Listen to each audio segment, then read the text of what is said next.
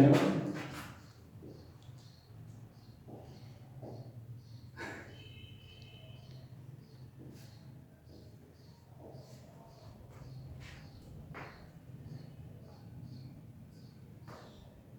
All the dimensions on the James. Assalamualaikum dear students.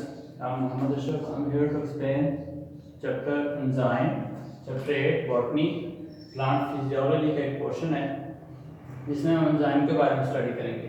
Enzyme की study को हम enzymology कहते हैं और एंजाइम की डेफिनेशन कि व्हाट आर एंजाइम, तो enzymes are basically globular protein that are entirely are partially protein. Because हम पार्शली प्रोटीन की बात इसलिए करते हैं क्योंकि इसमें राइबोजाइम भी हैं और राइबोजाइम्स प्रोटीन नहीं होते, वो आरएनए इन नेचर होते हैं, इसलिए फिर हम कहते हैं ये पार्शली प्रोटीन है। और इनका फंक्शन है कि ये केमिकल रिएक्शन को बहुत ज़्यादा हद तक स्पीड अप कर देते हैं और हर स्पेसिफिक सबस्ट्रेट के लिए या रिएक्शन के लिए एंजाइम भी स्पेसिफिक होते हैं, इसलिए कहते हैं कि enzymes are specific in their action. Enzyme हमारी बॉडी में इस दुनिया में कितने हैं, तो बेशुमार एंजाइम हैं, लेकिन वो more than 5000 different types of reaction को कंट्रोल करते हैं।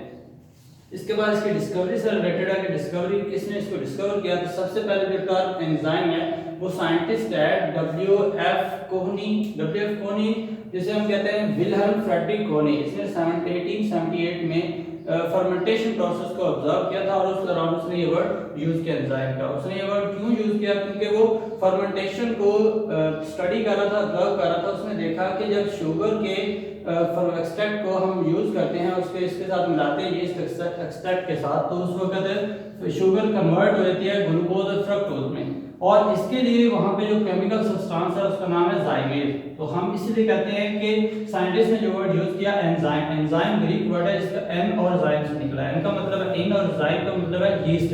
यीस्ट में एक ऐसा केमिकल सब्सटेंस है जो सुक्रोज को उसके मोनोमर्स मतलब ग्लूकोज फ्रक्टोज में कन्वर्ट करता है, इसी वजह से ये वर्ड निकला था वहां से एंजाइम। एंजाइम एक ग्रीक लेटर वर्ड से एक्सट्रैक्ट किया गया। एग्जांपल है sucrose is converted into glucose plus fructose with the help of जाइमेज enzyme, and जाइमेज enzyme is extract from yeast extract,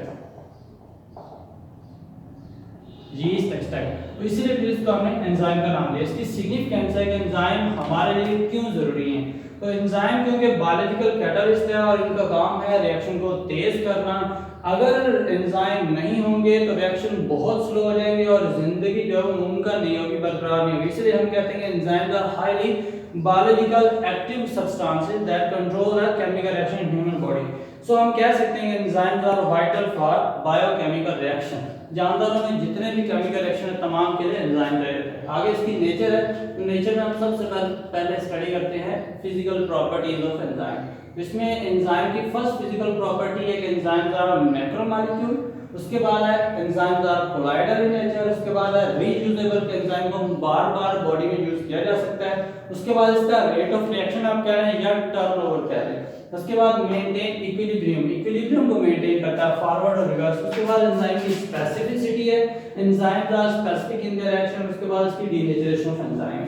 तो फर्स्ट ऑफ ऑल है मैक्रोमोलेक्यूल। एंजाइम जो है macromolecule हम कहते हैं molecule with higher molecular weight, वो molecule जिनका molecular weight ज्यादा होता है। अब एंजाइम मैक्रोमोलेक्यूल होते हैं वो दो तरह के होते हैं, या तो स्मॉलेस्ट एंजाइम होते हैं या लार्जेस्ट, इनके दरमियान में। अब हमारी बॉडी में ह्यूमन में जो स्मॉलेस्ट एंजाइम है वो है प्रोक्सीडेज, उसका जो ऑलमोस्ट मॉलिक्यूलर वेट है वो 40 किलो डाल्टन है। लेकिन जो लार्जेस्ट एंजाइम हमारी बॉडी में वो है कैटालेज, और इसका जो अप्रोक्सीमेटली जो मॉलिक्यूलर वेट है वो 290 किलो डाल्टन है।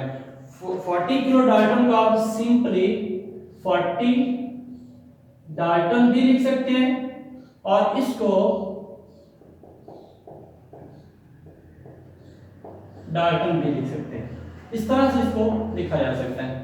उसके बाद कोलाइडल नेचर एंजाइम जो है वो कोलाइडल मतलब insoluble in liquid substances aqua solution, इसलिए हम कहते हैं ये सॉल्युबल नहीं होते और ये सस्पेंडेड होते हैं, कोलाइडल सब्सटेंस बनाते हैं।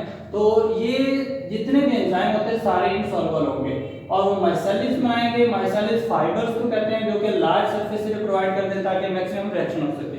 इसके बाद reusable enzyme can be used again and again in the same system, मतलब एक बर्तन है उसमें आपने एंजाइम डाल दी, ये फॉर एग्जांपल आपके पास एक वेसल है, इसमें आपने एक साइड से सबस्ट्रेट ऐड कर दिया है, दूसरी साइड से एंजाइम ऐड कर दिए और एंजाइम सबस्ट्रेट यूज होते रहते हैं, सबस्ट्रेट कन्वर्ट हो जाता है प्रोडक्ट में, लेकिन एंजाइम यूज नहीं होते, वो एज के एज मौजूद होते हैं। हम कहते हैं enzyme can be used again and again in the same quantity, इसीलिए अगर ये बार बार यूज होते हैं तो ये कम इस्तेमाल में आते हैं। एंजाइम्स के साथ एक और चीज है, वो है कोफैक्टर। कोफैक्टर भी रीयूजेबल है। कोफैक्टर की एग्जांपल हम लेते हैं विटामिन्स। विटामिन्स बॉडी में बहुत कम रिक्वायर्ड होते हैं। अब वो बहुत कम क्यों रिक्वायर्ड है? क्योंकि उन्हें बार बार इस्तेमाल किया जा सकता है। एक चीज बार बार इस्तेमाल की जा सकती है, उसकी ज्यादा जरूरत नहीं होती, और जो चीज बार बार इस्तेमाल नहीं होती उसकी ज्यादा से ज्यादा जरूरत होती है।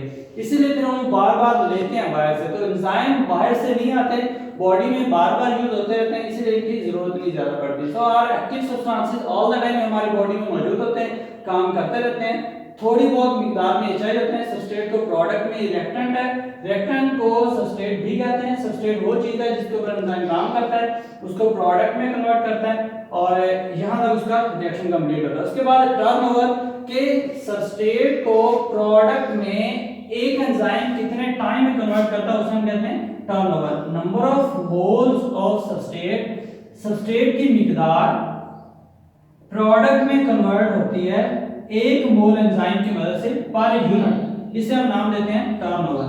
टर्नओवर मुख्तलिफ होता है, हर एंजाइम का टर्नओवर डिफरेंट है। जैसे कि जो एवरेज टर्नओवर है वो कुछ एंजाइम का कम होगा, कुछ एंजाइम का ज्यादा होगा। एग्जांपल के तौर पे लिख देता हूं, डीएनए पॉलीमरेज 1 है, उसका जो टर्नओवर है वो 15 न्यूक्लियोटाइड्स पर सेकंड है। एक सेकंड में ये डीएनए पॉलीमरेज 3 एंजाइम 15 न्यूक्लियोटाइड को चेन में ऐड करता है। इसी तरह से हम उसकी एवरेज की बात करें, बहुत सारे एंजाइम हैं तो एवरेज के लिए 10 to 33 लाख जो मॉलिक्यूल है वो कन्वर्ट किए जाते हैं सबस्ट्रेट से प्रोडक्ट में। मेंटेन इक्विलिब्रियम, इक्विलिब्रियम कहते हैं फॉरवर्ड रिएक्शन और रिवर्स रिएक्शन का स्टॉप हो जाना या डायनामिक इन नेचर होना।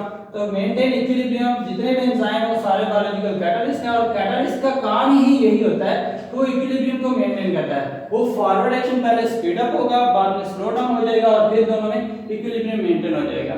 थर्ड टॉपिक जो नेक्स्ट पॉइंट है वो है specificity of enzyme. Enzymes are specific in their action. उनका काम होता है किसी खास तरह के स्पेसिफिक सबस्ट्रेट को, उसके आइसोमर को प्रोडक्ट में कन्वर्ट करना। एग्जांपल लिपिड है तो लिपिड को कन्वर्ट किया जाएगा लाइपेज एंजाइम की मदद से फैटी एसिड और ग्लिसरॉल में। अगर हम कहें कि यहाँ पे लिपिड की जगह पे लाइपेज की जगह पे आ जाए प्रोटीएज एंजाइम, तो प्रोटीएज इसको प्रोडक्ट में कन्वर्ट नहीं कर सकता, मतलब रिएक्शन ही नहीं होगा, रिएक्शन ही नहीं होगा, प्रोडक्ट नहीं बनेगा। सेम इसी तरह से अगर हमारे पास है सुक्रोज और सुक्रोज को कन्वर्ट करना है ग्लूकोज और फ्रक्टोज में और यहां पे लाइपेज की जगह लाइपेज एंजाइम आ जाए तो ये भी क्या होगा, रिएक्शन नहीं होगा। इसलिए हम कह सकते हैं कि जो हर एंजाइम है उसके लिए जो सबस्ट्रेट है या उसका एक खास आइसोमर उसके लिए जरूरी होता है, बाकी रिएक्शन को प्रोसीड नहीं करता। उसकी भी वजह उसकी एक्टिव साइट है। इसके बाद है डीनेचरेशन ऑफ एंजाइम। एंजाइम का डीनेचर होना, खराब हो जाना, एक्टिविटी को लॉस्ट कर देना। तो enzymes can be denatured, enzyme denatured हो सकते हैं। Most protein are sensitive to, जितने भी प्रोटीन है जितने भी एंजाइम है सारे के सारे क्या है, सेंसिटिव टू हीट। जब उनको हीट मिलती है वो लॉस्ट कर, उनका जो फंक्शन होता है चाहे वो एंजाइम हो चाहे वो प्रोटीन, उनका फंक्शन खत्म हो जाता है। बहुत सारे फैक्टर इसको कंट्रोल करते हैं, एक तो हीट हो गया, दूसरा और भी बहुत सारे फैक्टर एंजाइम को खराब कर देते हैं। उनमें एक फैक्टर है मेटल आयन, दूसरा एसिड बेस कंसंट्रेटेड, डाइल्यूट इतना इफेक्ट नहीं करते जितना कंसंट्रेटेड इफेक्ट करते हैं। उसके बाद अल्ट्रावायलेट रेडिएशन एंजाइम को डैमेज कर देती हैं। ऑर्गेनिक सॉल्वेंट्स जितने भी हैं वो सारे जैसे अल्कोहल वगैरह वो सारे के सारे एंजाइम को डीनेचर कर देते हैं।